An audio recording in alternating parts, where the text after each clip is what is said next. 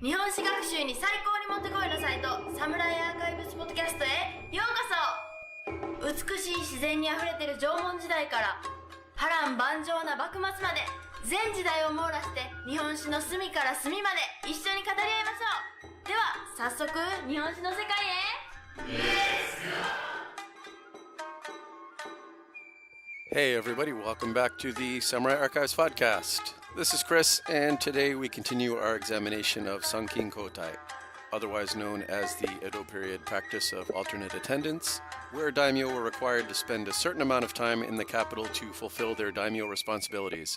So let's get started. And just a reminder to please check out patreon.com/samuraiarchives to see how you can support the podcast.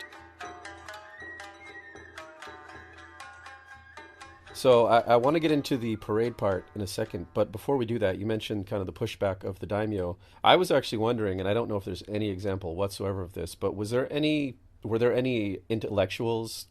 You know, we've got all of these Nihon Jindon scholars and these intellectuals all over the Edo period. Were there any intellectuals who argued against Sankin Kotai or modifying it in some way? Was there any pushback from the intellectuals at any point?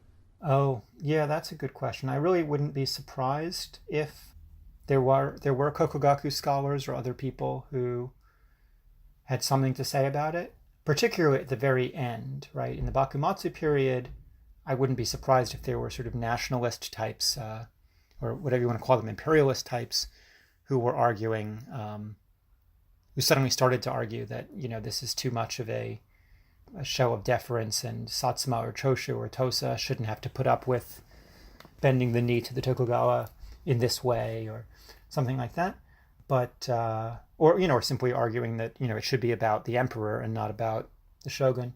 But one thing that does come to mind is a very small example, but I know of maybe two examples, and I'm sure there must be a gazillion of them, of individuals, whether they're court aristocrats or daimyo or other people, who recorded in their diaries how impressive the parades were, or how it was clearly evident to them just from watching the parades that one daimyo was more powerful or more wealthy than another one, or just somehow that it was evident to them, or just that they knew that these parades somehow directly related to the daimyo paying respects to the shogun, because they were subordinate to him, not just politically, but also in terms of that this was somehow a show, a demonstration of the daimyo's recognition of the shogun as a center and source of virtue, and virtue, and sort of the shogun's power to have brought peace to the land and all that kind of stuff. So there was a lot of buy-in. I mean, I wouldn't be surprised if there were plenty of people who did have criticisms, but there was also a lot of buy-in. So now specifically on the parades themselves. So, I mean, it makes sense that the parades would kind of develop as like a quote unquote parade, because everyone has to go to Edo and they want to kind of show off. But how did the sort of the elaborate nature of the parades develop with all of the sort of symbolic things that they did, and like, who can use tiger skins and who can't, and all that stuff? Was all this stuff originally mandated, like right up front, like we're going to start the Sankin Kotai and we're going to have these parades and you're going to do a lot of pomp and circumstance? Or was that something that just kind of slowly developed naturally as sort of an extension of everything else that was going on? Yeah, I don't know the precise details about, for example, the tiger skins or whatever, when exactly certain things were mandated. But in general, I get the impression, and Vaporus talks about this in Tour of Duty, that to a certain extent, this developed out of Sengoku practices. I always find it interesting and important. I'm going to get on a digression just a tiny bit. But, when we go to museums or anywhere else, the vast majority of samurai armor and weapons and things like that we see on display are from the Edo period, right? And they were created primarily for display, for parades, and not actually for battle use, right? And a lot of that is very often not talked about, right, in the museum displays or in the catalogs. So I think that's a very interesting distinction just in general. Anytime that people bring up the topic of samurai armor or weapons, I'm always like, they were for display. These particular examples were not used on the battlefield. But what Vaporis points out is that actually a lot of this flashiness, and maybe you know better than I do, a lot of this flashiness did appear in the Sengoku period, and it did serve a purpose of making warriors more visible on the battlefield, impressing or what's the word, intimidating your enemy by showing your power and wealth and whatever through flashiness. So a lot of this stuff about, red lacquering your armor or putting feathers or other kinds of ribbons on your spears or other things like this came straight from the Sengoku period. It wasn't a brand new development. And I think military parades in and of themselves, parading around in your home city or in cities that you've just conquered or anything like that, I'm sure goes back to the Sengoku period, if not earlier, demonstrating to the common people as well as to, recently conquered, samurai houses or whatever, demonstrating to other people your power and authority, right? So that has a tradition that goes back further, and it doesn't sort of pop up out of nowhere in the Edo period. As for specific things like which families are allowed to have tiger skins and things like that, I imagine, in terms of it being formalized, I would imagine it's formalized on a case-by-case basis. As of such and such a year, the shogunate authorized the such and such, the Nambu family, to start being allowed to have tiger skins on their saddles or whatever. But it's on a case-by-case basis, and in many cases, I would imagine that it simply extends straight through from the Sengoku period. So, if certain families fought very bravely at Mikatagahara or at Sekigahara, they were immediately at that time granted permission to use certain things in their processions or something like this. And a lot of times it's also gifts. A lot of times the tiger skin or whatever it may be was a direct gift from Ieyasu or from the shogun, and they were therefore allowed to display it. And in doing so, to display their close relationship with the shogun, display that they had received such a great gift, right? Something like that. So, yeah. And then I would imagine that in some other cases, it probably, I don't know whether they had to get permission or not, I don't know, but in some other cases, I think it may have been just, daimyo coming up with some way to distinguish, to make their procession, their entourage look different. And some of the examples that I've seen is that the lords of Tosa, for example, raised this particular breed of chicken that was, I don't know if you've heard of this, is the Tosa Onagadori, particular breed of chicken that is raised to have, or bred to have, exceptionally long tail feathers. And then they would take these tail feathers and tie them to the spears and, march them in parade. And they were the only daimyo in all of Japan that had these exceptionally long tail feathers on their spears. And then there was another domain, I think it was Sendai, but I might be misremembering, where they actually carried teppo, they carried arquebuses, and they didn't fire them in the streets, but they just sort of lit the fuse and allowed sort of the smoke to surround the entourage, creating a more dramatic look, something like that. So it's another sort of individual thing. But yeah, so I think in a lot of cases that was just, whatever, our domain uses this kind of costume or that kind of spear or whatever it is. But then in a lot of cases it was, as I was saying, it was on a case-by-case basis. The shogun would grant them permission or grant them the privilege of displaying this or that. So how about the logistics of this? I mean, transporting that many men across Japan, depending on where you're located, seems to be a logistical nightmare. How did they go about that? Was this, did they just have each daimyo had their own standardized thing, like, okay, it's getting to be that time, let's do our standard preparations? Or were there specialists in this that they could hire, for example? I'm just kind of randomly throwing that out there. But what were the logistics behind kind of preparing for the trip itself? Yeah, so my understanding is that for the most part, what would happen is either the Karo or certain other sort of high-ranking members of the domain would maintain lists, would maintain books of records of how it was done last time, and they would go back and look at it over again. For the Sankin Kotai, it happens every 2 years. It's probably not that difficult to remember and to kind of keep track and stuff like this. For the Ryukyu missions, which only happened 17 times in the entire Edo period, they really had to go back and look at previous records. But in any case, they would maintain records of how it was done and like this. And each village, each inn along the travel route also maintained records of how they received a particular daimyo in the past, and therefore sort of what was appropriate or what was precedent, what was the precedent set before for receiving a daimyo of a certain rank or whatever it is. So they had these records, and they they abided by them, and they negotiated back and forth, either within the government, within the sort of court of the domain, or also negotiating back and forth with other villages, with the inns, what might be needed or what might be changed. For the most part, daimyo followed relatively standard routes, travel routes. But I think each daimyo had 2 or 3 or maybe even 4 routes that they might take. So Shimazu daimyo sometimes rode on his own personal sort of luxury ship around Kyushu and all the way through the inland sea to Osaka.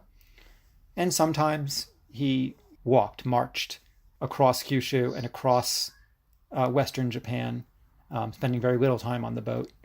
It all depends on weather. It depends on various other things. These boats, incidentally, called gozabune or gozasen, with the goza meaning like an honorable seat. So these were extremely lavish ships. I don't have it in front of me, unfortunately, to say, how big they were, but extremely lavish ships that were derived in style directly from the atakebune of the Sengoku period, and they contained within them sort of an honorable seat where the sort of where the lord would sit. And none of these ships survive, as far as I'm aware. I don't think any of them survive today. But the seat itself, the goza of one of the ships, the Hosokawa family's ship, does survive, and it's on display in Kumamoto Castle. I've never been. I don't know if you've seen this. Yeah, I've been to Kumamoto Castle multiple times, but I don't have the specific memory of that. But I'm sure I've seen it. I've seen pictures. I went to the Hosokawa sort of archive, the Eisei Bunko in Tokyo, and they had a lot of pictures of it. So in any case, just in terms of logistics, I would say that's kind of the key point, is simply to say that the domain officials, the high-ranking domain officials, maintained records, and they knew what they were doing, and they negotiated and coordinated with other towns and so forth. But yeah, so I mean, I have seen examples. I guess I'm thinking primarily of the Ryukyu missions, but it certainly happened with the Sankin Kotai as well, that a particular inn or a particular village would communicate with the neighboring villages to say, Lord such and such is going to be here in a few days and we don't have enough pillows. Can you lend us some pillows? Or we don't have enough byobu, or things like that. And so there was a lot of kind of logistical negotiation that happened, but I don't know what to say. It happened. It worked. A lot of these towns, it's interesting, you have all these towns all across Japan that, particularly along the Tokaido, but also along other highways and also, port cities, that to a certain extent, they would have been extremely used to receiving, these high-level guests, and somehow managing to house 3,000 to 4,000 warriors at a time in a village where the resident population was probably a quarter of that, And so a lot of these villages maintained what's called a honjin. Sometimes they had a waki honjin. Sometimes they had multiple waki honjin that were sort of designated inns that were particularly large and were set aside for daimyo or other high-ranking guests to stay in. And they were just, each village along the Tokaido or in some other places would maintain at least one, really big inn so that they could house such entourages. And that inn was typically either the house of the village headman or something like that. But what's interesting to me also is, first of all, we think about Sankin Kotai happening just constantly, and there were, 250 daimyo, half of whom were traveling to or from Edo at any given time. But any particular town actually received such guests only 100 days out of the year, or if they were not along the Tokaido and they were only along the Mino Road or the Nikko Dochu or something, they might receive such high-level guests 10 days out of the year. So there's this interesting kind of imbalance, I think, where, when a daimyo does come to town, suddenly not just the honjin, but actually, in many cases, probably the entire town was suddenly, had to be given over to preparing rooms for these people. And, in a lot of these towns, probably almost every single resident was obliged to house some number of warriors or porters or whoever it was, because it's small towns.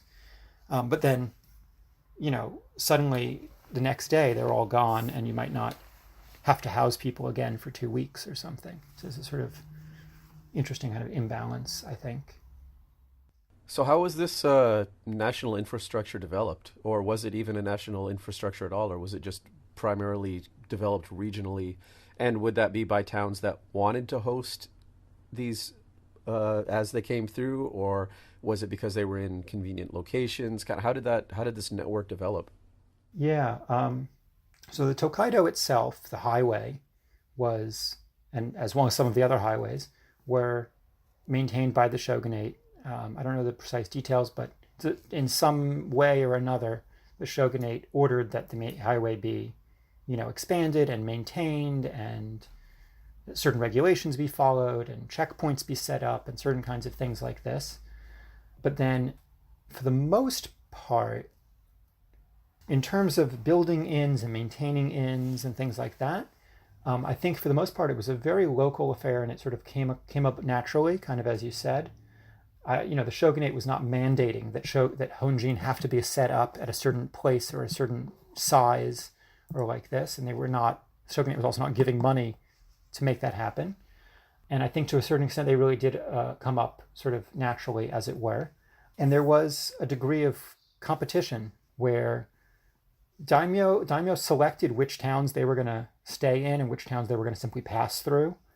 And so, as I was saying before, daimyo maintained certain goyo shonin, certain designated merchants that they worked with. And so maybe the shimazu or whatever, a particular lord would very regularly stop and stay overnight in Tomonoura and not in Mitarai or Onomichi, the next town over, because they had their guy there, right? They had their innkeeper who they had a direct relationship with, who maintained that inn for them for every time that they came through. And so, maybe the next town maintained inns for a different daimyo or something like this.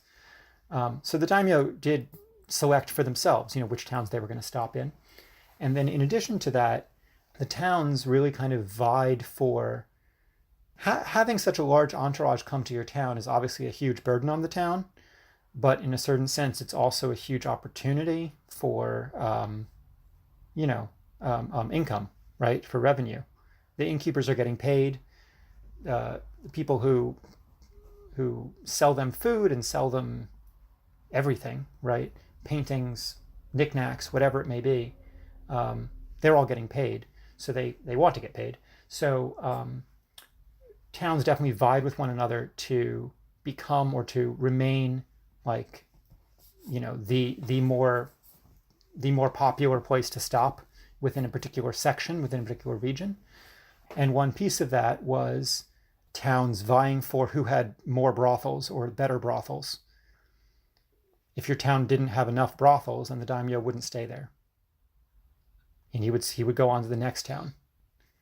And so that's a whole nother conversation, which Amy Stanley talks about in her book Selling Women, in which village headmen and so forth were extremely nervous about kind of the moral, what do you want to say, the negative moral influence of having brothels in your town. But at the same time, they were very aware of the sort of revenue aspect. So that's a piece of that. What else was I going to say about that? The other thing I was going to say in terms of, this question of whether it was nationally organized or what, I think that the way that these travel logistics work out actually serves as an interesting illustration of how decentralized the Tokugawa state was in a certain way. So as I was saying, the inns and kind of the way that the town themselves organized reception for these daimyo is typically very local. But depending on who it was that was visiting, so particularly if the visiting daimyo was directly related to the hosting daimyo, right? So if you're visiting Tomono Ura and you're related to the Lord of Hiroshima, you might pay for some aspect of the reception, pay to help make sure the inns are even nicer, or pay to have extra food or better food or whatever it is. The Lord might send more food, or he might send other things. He might send a representative to officially, welcome the daimyo on behalf of the Lord of Hiroshima. Or in some cases, the Lord of Hiroshima himself might travel to the port town to meet this other daimyo who is his brother or his brother-in-law or whoever, or even just the head of a family that has had a strong relationship with his family since the 1550s or whatever it may be. So there's all those kinds of levels and kind of variation there. When I started looking into this, I was looking into how the Ryukyuan embassies were received in relation to the daimyo, right? Are the Ryukyuans being received as if they were a daimyo of this rank or that rank, right? But what I found was that it's actually really not about specific rank, right? The smaller daimyo get a lesser reception, whereas the bigger daimyo get bigger receptions. It's actually very much interconnected with relationships, personal relationships of, as the daimyo pass through various different domains on their way to Edo, which of those domains did they have some kind of familial relationship with, and therefore they get a better reception. So you sort of see kind of this local level, domainal level, and then also the national level in different cases, which level is going to be contributing more or less to the reception. So I actually have I don't know, maybe it's more of a philosophical question than like a concrete question, but people tend to think of Japan during this period as very insular. But, I was thinking with upwards of 250 daimyo traveling all over the country, more or less in a constant pace, in a lot of, I would say, I guess maybe unlikely places, which would result in a lot of national foot traffic going through these like villages and what have you, which, in a way kind of would make them kind of cosmopolitan. So why do you think this sort of view of a very insular Edo period still, I don't know, exists when the reality is people were traveling back and forth across the country from all different domains and interacting with people from all different places?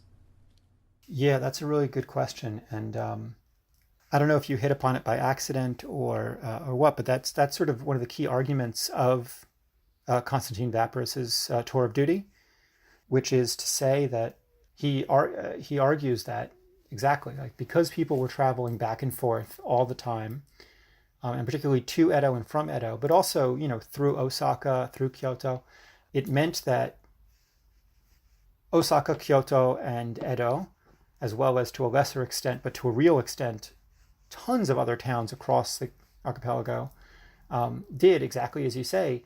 They saw people coming and going, and the people themselves, of course, traveled, right? So there is a lot of cosmopolitanism, and people, the sort of very middle and low-ranking members of these samurai entourages, traveled to Edo, bought all kinds of things along the way, whether bowls and teapots and paintings and clothing and mikan and whatever, and brought it back home, and books. And so there was tons of interaction, actually. And he argues that Sankin Kotai played a notable role in sort of building you don't want to say a national culture per se, but sort of building an interconnected cultural exchange across the archipelago. So as for why people continue to think of Japan as being much more insular, I don't know. I kind of wonder, do you think that they do?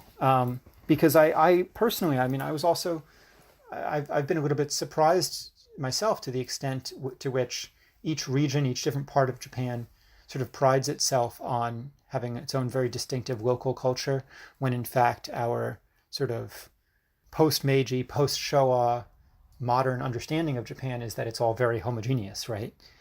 Oh, that's an interesting point. I never really thought about it that way. But yeah, I guess maybe my impression in the past has been that the Edo period was very insular, with villages are very, very separated, because you have the village headman and the village kind of takes care of its own. And although it fits into this larger network, each individual village kind of handles its own business. At least that's the impression that I had. Right. No, actually, that's a very good point. And they do. I mean, they absolutely did maintain their own affairs in a much more kind of decentralized political, structure than we might otherwise think. And that absolutely was, a key characteristic of the Tokugawa period, was that each village did, maintain their own affairs, and each domain was much more quasi-autonomous than the idea of a single Japanese nation state, would imply. And, these villagers themselves, for the most part, didn't travel, right, that much. Some people absolutely did. But, so I don't know. I think it's sort of a mix. I think it's, I think you're absolutely right. I don't mean to knock you down or something. I think you're absolutely right that it was, the majority of people didn't travel and they didn't interact with sort of cosmopolitanism. But then you have all these different structures through which they did, a little bit more so than we might have expected otherwise, right? Both because of Sankin Kotai, but also because of traveling book lenders and all kinds of other things. So I think summing that up, it's complicated.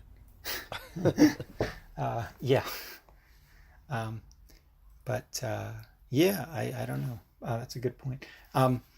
Since we were talking about reception of the daimyo in the individual towns, just to say a couple words more about that, one thing that I thought was really interesting, of course, there's the logistical aspects of the inns themselves and the food and all these kinds of things, and how are they provided for, right, monetarily, and kind of the actual, financial and logistics of receiving people. And I recently went to the Futagawa Juku Honjin Shiryokan, which is basically one of the only surviving, or one of the most intact surviving honjin on the Tokaido, is in Futagawa in Toyohashi City in Aichi Prefecture. And it's a great place to visit if someone ever gets the chance. It's probably, one of the most intact, well, I shouldn't say that, I haven't seen that much of the Tokaido, but it's a very relatively intact stretch of the Tokaido that you can get a sense of, what it kind of looked like. And then the honjin itself, you can really get a sense of kind of the size of the building and stuff like this. And they have great exhibits. But anyway, the piece I just wanted to add was that, also logistically, just to mention it, there's this whole side of the maritime reception. So, when daimyo were traveling through the inland sea, for example, on their ships, are traveling through the inland sea. A lot of villages, even if they weren't planning on stopping at a certain village, even if they didn't have a relationship with that village to stop at their inn, there was a whole network of logistics of different port towns and sort of little islands in the inland sea communicating with one another to prepare for lighting bonfires on the shore, or sort of maintaining lighthouses so that these daimyo fleets could find their way to islands or find their way around islands. They wouldn't crash into them, and all this kind of stuff. So that's another just small logistical piece to mention that I thought was really interesting. I read a tiny bit of the Yahara family diary, Yahara Kei Goyo Nikki, which is held at Kyushu University, but it's actually from a family that lived on Tsuwaji Island, which is part of Ehime prefecture. And anyway, the Yahara family, just as one example of many port families, constantly talking about lighting bonfires, lighting lanterns, other sort of aspect, sending out tugboats to help bring these larger boats in or out of port, or to help them get through the inland sea when the weather is not advantageous. So there's all kinds of aspects of that I thought it's a kind of niche, tiny little thing, but it's interesting. And then finally, just in terms of ritual, when a daimyo and his entourage arrived in a port city or in a post station along the highways, he would usually be received directly, at the entrance to the city. He'd be met by the village headman, or like a daikon, or by a representative of the daimyo, or maybe by the daimyo himself, and would then be escorted into the city, or the town, right? Escorted into the town. The main street would have been swept and cleaned ahead of time, and all of the kind of storefronts and all the kind of visible things along that road would have been cleaned up and repaired and made nice to receive them. And then also, they would hang banners, especially right outside the Honjin, but also in other parts of the town. They would hang banners with the I couldn't figure out either the crest of the ruling daimyo of that location, or maybe the crest of the daimyo who's coming to visit. And then the daimyo would also have a wooden plaque with his name on it, or his title on it, that he would give to the innkeepers so they could put it outside the inn. So that at the entrance to the inn, it would say, Matsudaira Satsuma no Kami, Shimazu Nani Nani. And it would give the name of who's staying there.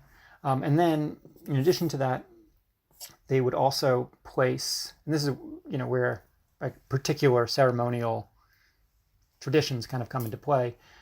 Along these roads, they would very often put little piles of sand sand called morisuna, as well as buckets and brooms.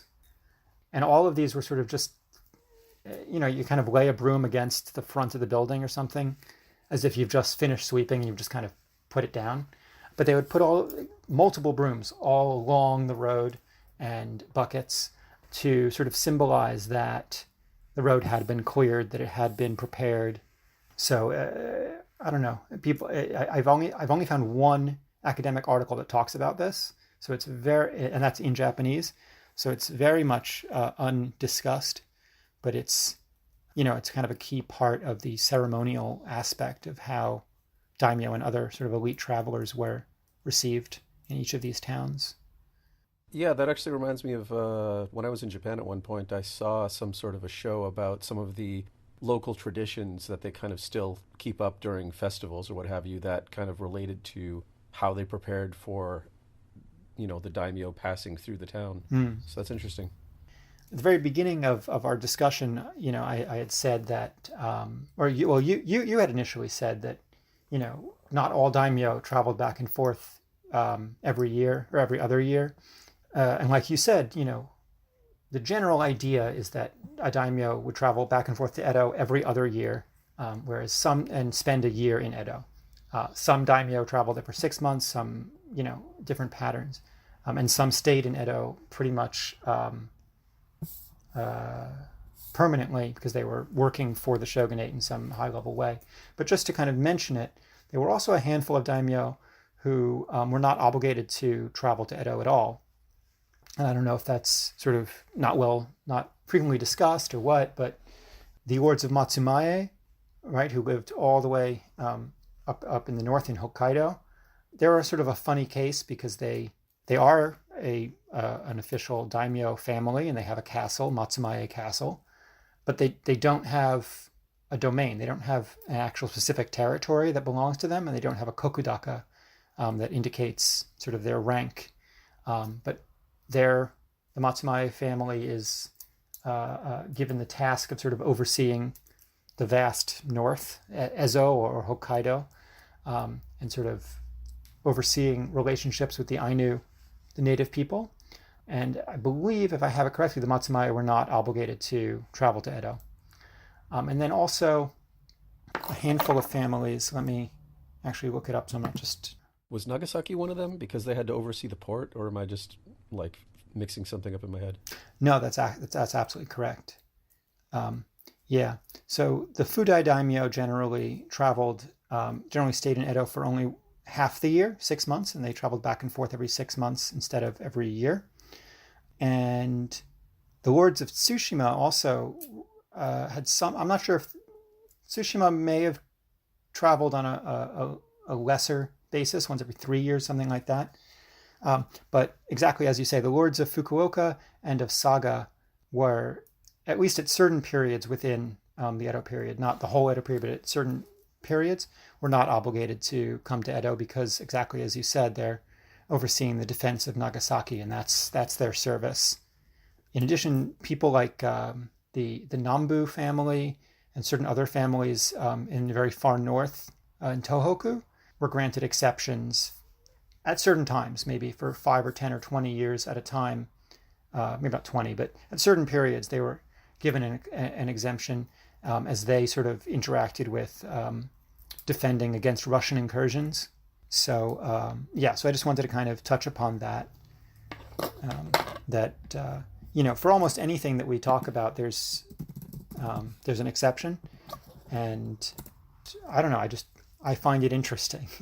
It's interesting to note that there, that in these particular cases, these different domains that are overseeing the defense of a port or the defense of the frontiers or whatever, were granted exemptions to that. The Matsumaya, I just looked it up, they performed Sankin Kotai once every 5 or 6 years rather than every 2 years. So obviously we know the benefits of Sankin Kotai to the shogunate or the local post towns, the financial benefits and what have you. But I think just to kind of wrap it up here, what were the big picture national benefits, from your point of view, of Sankin Kotai, be it cultural or financial, trade, what have you? Oh, yeah. Well, I mean, I think to a certain extent it overlaps with the benefit to the shogunate, but obviously it's important to differentiate those two, right? Tokugawa wanted to maintain power, and they wanted to maintain, revenues of certain kinds and like this. So, it's their particular benefit. But yeah, you're right. On a national level, I do think that as much as I'm sure that people have argued that it was such a drain on the domains, financially and also logistically.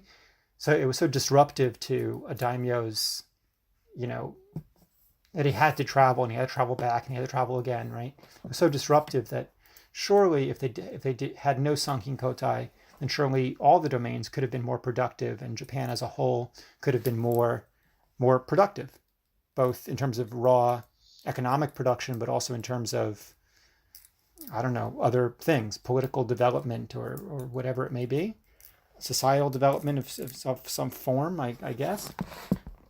And I'm sure there's validity to that idea, and it's an interesting one. But I also think that,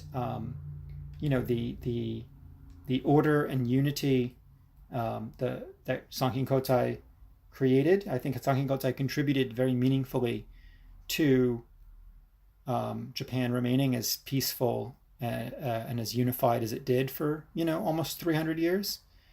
I think that's huge. It's huge for the Tokugawa sort of personally, but it's also huge for Japan in a broader sense, right? In terms of political stability, peace, and of course peace creating all kinds of possibilities for greater commercial and economic development, because merchants and so forth can trust that it's safe to travel and that it's safe to send their goods and so forth, right? So that's one whole big piece of it. And then I think also the cultural aspect that we touched upon in terms of cosmopolitanism, the way that Sankin Kotai contributed to bringing people and goods and ideas, right, cultural ideas, all across the country. As we touched upon already, not just goods, the fact that people could buy I keep coming back to Mikan for some reason, but the fact that people could buy all different kinds of fruits and vegetables and other foods in Edo and in Kyoto and in Osaka and bring them back to their domains and exchange them back and forth, as well as textiles, as well as all kinds of other things, is huge. But then also books, paintings, manuscripts, the fact that people were, I don't know precisely the example off the top of my head of who, but the fact that, you know, a lot of these middle and low-ranking samurai officials were, and high-ranking people, daimyo themselves, were in one way or another cultural practitioners or intellectuals who would then meet with others in Edo, right? I think is also huge just in terms of kind of cultural development, intellectual development, and contributing to kind of national unity in a sense. I mean, one has to wonder, just hypothetically, if there were no Sankin Kotai, and if there was nevertheless considerable political stability anyway, right? And there were not rebellions and so forth. Even then, you kind of wonder if the Lord of Satsuma and the Lord of Tosa and whatever just always stayed in their own domains and people just didn't travel as much, how would that have influenced modern Japan as a single united nation state? Would it have been as possible? Would it have been as doable, to have that kind of project in that nation building project in the Meiji period? So I don't know. I think that's an interesting piece of it as well. Japan was obviously a lot more federalized, or whatever word we might want to use during the Edo period. It was more fractured than we might traditionally have thought. The daimyo domains did have considerable autonomy, and they were in some sense more like a confederation than a single country. But at the same time, they were united in this kind of system that forced them to be both politically stable and also kind of culturally interacting. And so maybe that contributed to, I think it did contribute to, the notion, proto-national notion of quote unquote Japan as a single entity, both culturally and politically, right? So before we completely wrap it up here, if our listeners want to kind of dig into the Sankin Kotai and the Edo period, what books do you have to recommend for them? Yeah, thanks for asking. There's actually, if you read Japanese, there's a gazillion books on Edo Castle and ceremonies in Edo Castle, books on, the life of daimyo, or, all kinds of things like this, all kinds of, I'm blanking on the word, like Rekishi Gunzo, or different magazines or different things like that. Very thin, small catalogs or pamphlets from small museums across the country, things like that. But in terms of larger books, what I would suggest, Tour of Duty by Konstantin Vaparis is the main book in English that covers Sankin Kotai. And I believe that it's probably, rather accessible. It's available in paperback. I wouldn't be surprised if you're somehow the kind of person who doesn't use Amazon, doesn't order things online, I wouldn't be surprised if Tour of Duty is even available at Barnes and Nobles or some kind of, very standard place like that. In Japanese, if you read Japanese, the two books that I would suggest are Sankin Kotai by Yamamoto Hirofumi and Sankin Kotai by Maruyama Yasunari. And both of these are pretty accessible. They're not like super academic books.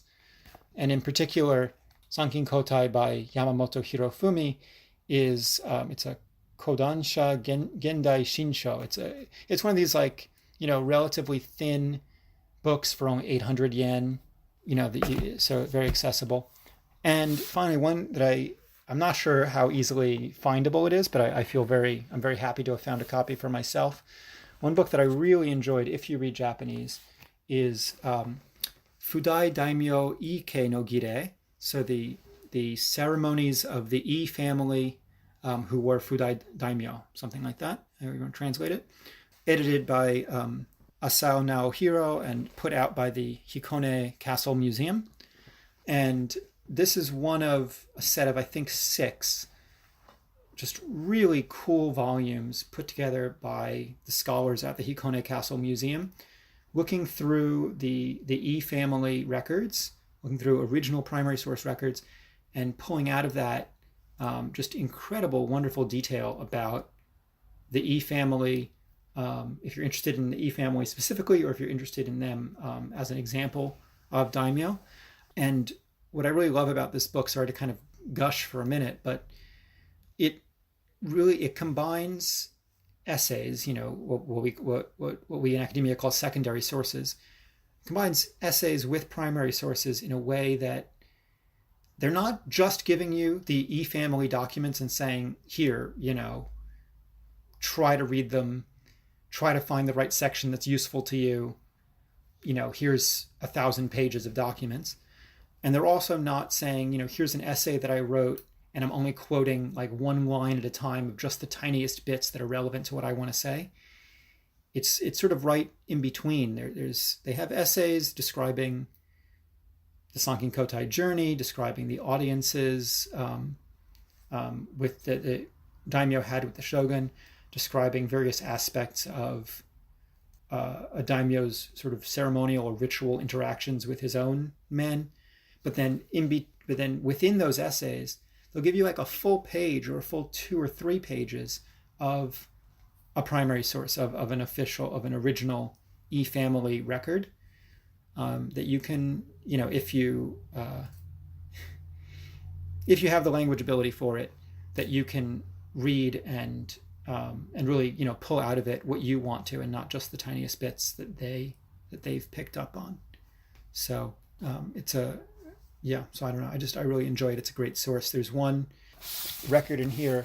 I forget what year it was from, but there's a record called Gosankin Gojo Koku Zaki. So various records of the journey up to Edo, I guess, the journey up to the country in alternate attendance. And anyway, it basically covers the entire journey from Hikone to Edo, and a lot of it's pretty, boring, mundane stuff, but at each town that they stop at, it says, various kind of details about how they traveled or where they stayed, how much it cost, certain details like that. And then I think, if I remember correctly, there's another one in here. Nope, I was thinking of it. There's an essay that talks about sort of the life of a daimyo across the year as he returns from Edo, does various stuff in his domain, and then turns around and goes back to Edo. And so you kind of see how that played out over the course of a year. Sorry to go on and on about one book, but I just, if readers are interested, and if they have, if readers are interested, I would definitely go check out this book, Fudai Daimyo Ike no Gire. Like I said, it's one from a set of 7 books. With one of the other volumes is on Hikone domain in the Bakumatsu period. There's one on Inaosuke's tea practices. That's actually 2 volumes. Inaosuke was really into tea. There's a whole volume on sort of domainal administration. I think there's so much more, that could be talked about. But anyway, no, I think hopefully we've covered it. I hope that listeners have gotten a better sense of kind of what Sankin Kotai looked like, not just as a political structure that served certain purposes, for the Tokugawa order, but also as something that was actually practiced, something that was actually done. People traveled by land or by sea, and they stopped at certain inns, and we only talked about it very briefly, but but just the fact that there were these inns and what they looked like and how they were received and all those kinds of things and what they did in Edo.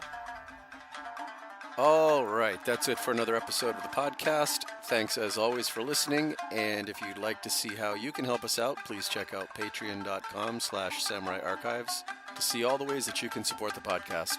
And on that note, shout out to Kelsey. Thanks for your support. It's greatly appreciated, as is, of course, the support of all our patrons. And don't forget, subscribe, rate, and possibly even review the podcast on whatever platform you're getting it from. Again, all your support is appreciated. So with that, we'll catch you next time.